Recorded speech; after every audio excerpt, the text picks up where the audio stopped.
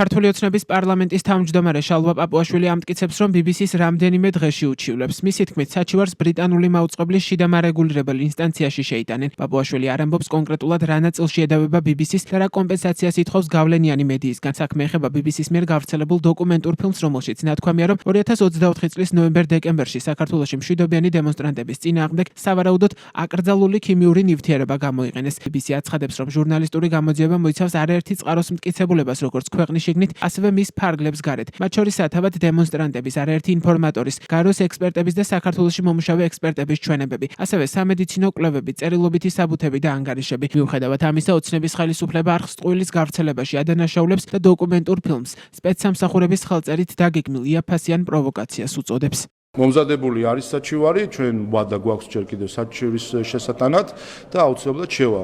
პროცედურაა შემდეგი, რომ თავდაპირველად უნდა მოხდეს საჩივრის შეტანა, რა თქმა უნდა, მათ შორის ამ სამართლებრივ კაზუისტიკაშიც გავერკვიეთ. BBC-ს შიდა მარეგულირებელ ინსტანციაში, ასე ვთქვათ, და ამ შესაბამისად ჩვენ უახლოეს დღეებში უკვე მიმართავთ BBC-ს შიდა მარეგულირებელ ინსტანციას ჩვენი საჩივრით.